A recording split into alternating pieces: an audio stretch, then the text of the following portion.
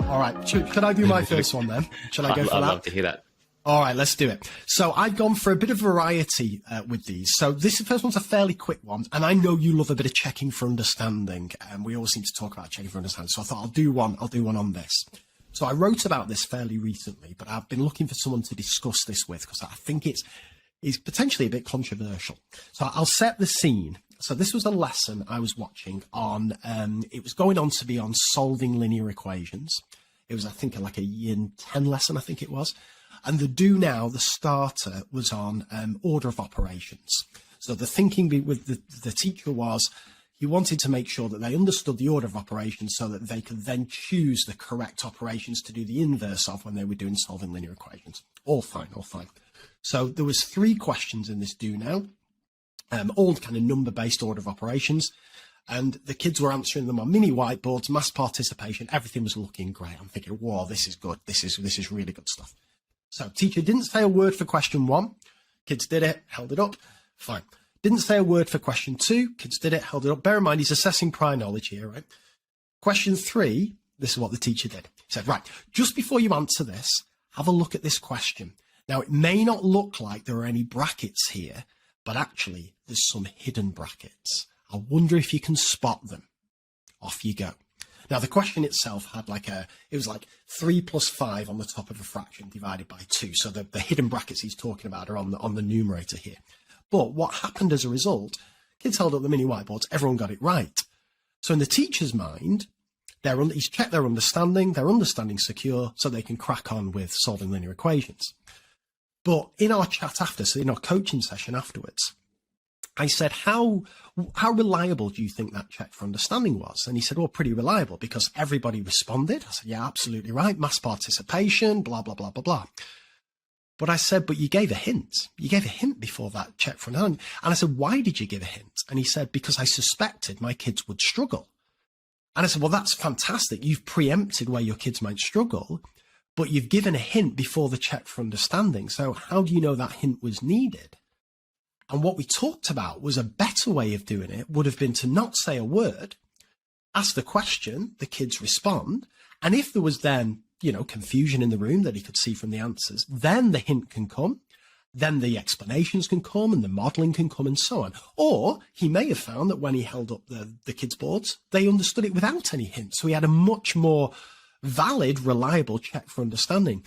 But now I spotted this. I see this all the time, the amount of time, and I know I've done this myself. I know the amount of time teachers give hints and scaffolds and explanations before a check for understanding, and it really reduces the validity of that check. And I think it gets confused with this notion of scaffolding, right? Because we're told if you look at Rosenshine or anything like that, we know it's a good idea to scaffold when kids are new to an idea. But this isn't that. This is checking for understanding. This is something kids have either learned that lesson or in the past, and you want to see where their knowledge is at without any hints and cues. And then the hints and cues and support and scaffolds can come later. So it's just something to be aware of. I see this all the time. It comes from the right place. It's a teacher realizing that kids probably need support at this moment, but it's moving that support after the check for understanding, I think, could make a big difference. Well, what's your thoughts on that, Al? Yeah, that's super interesting, Craig. A follow-up question might be, where would you see, well, actually, I'll swap it around. Could you see any potential benefits of doing it the way he did it? No, I don't think so. Not if you wanted to know where the kids are truly at. I think, yeah, I can't, unless you can all. Maybe you can make a claim for kind of the kids' confidence and blah, blah, blah, blah, blah. But if it's a low stakes check for understanding and the kids are used to that, no grade's going to be assigned, nobody's going to be made to feel embarrassed. The teacher just wants to know where they are at so they can respond accordingly. I can't see any argument why you wouldn't shift that support till after the check. Again, unless I'm missing something. Yeah, no, I'm with you.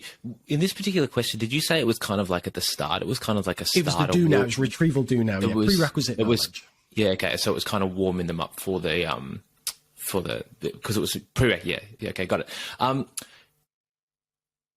This goes to the heart of a challenge which is always present in activating prior knowledge, prerequisite knowledge, kind of a challenge, and that is that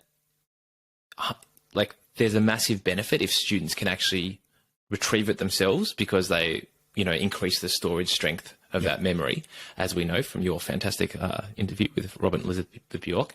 But then there can also be a cost to that, if depending upon the level of average prior knowledge of the students in the class, right? So I don't know, I think that there's, yes, at the start it is a check for understanding, but I think the other purpose of that activity is simply just getting students ready for the rest of the lesson. Mm-hmm.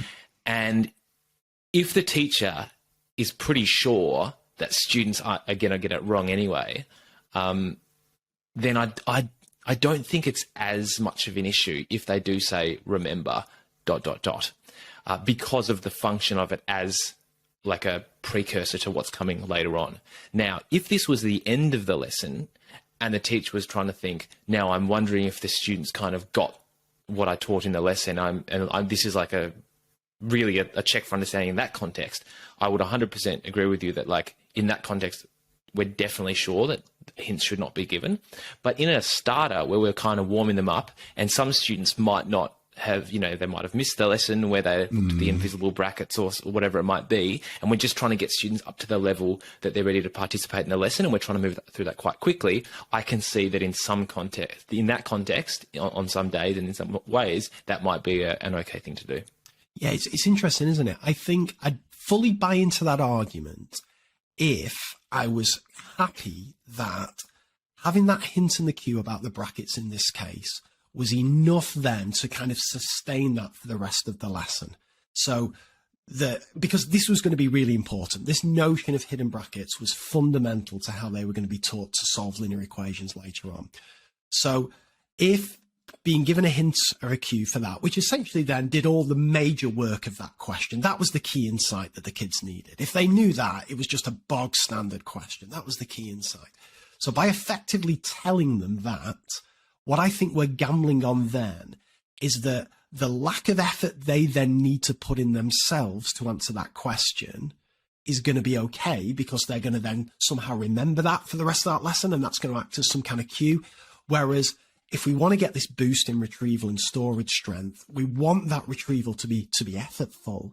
So I think it would have worked better without that. And as I say, the whole point I was trying to make with him is the kids may well have known it. They may not have known that at all. And for the sake of an extra 5 seconds, in an environment where, and he created a lovely environment, it was really low stakes. Like, the kids weren't bothered about being right or wrong. They were fine with that.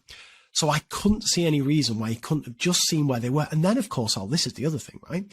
He then could have used some of the kids who got it right and then really empowered them to say, well, explain your answer, talk us through this. Whereas it was all coming from him. It was all coming from him. So, yeah, I just really like these things where, you can go into a lesson and you can see like 5 or 6 different things that you could suggest the teacher may do. And to go back to your point originally, some of these may require big change, a big burden on the teacher.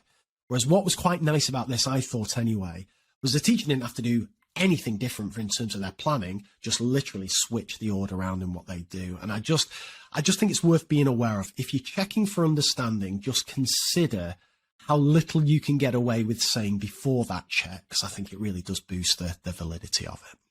Yeah, that's a good point. And I think, if the primary goal is to check for understanding, then 100% definitely with you. Another thing there is, if that prerequisite knowledge is going to be like a core thing in the lesson, then the key part is really, it's almost kind of actually reteaching it to the students. Yeah. So the way that teacher could have done it is to do the check for understanding first.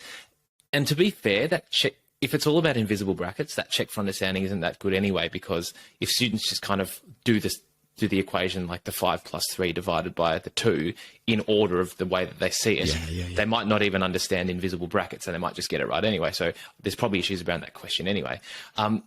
But if that's the case, and then it's like, 100% of students get it right, then the teacher would ideally also say, okay, gets a student to explain it, or to say, fantastic, we all got that right, but just before we move on, I want to make sure that we're all sure exactly the key principle behind this, because it's going to be really important today. What we're looking at is invisible brackets and blah, blah, blah, blah, blah. So yeah, just like really reteaching it, even if the check for understanding hints at the idea that they might have had that. Nice. Love it all.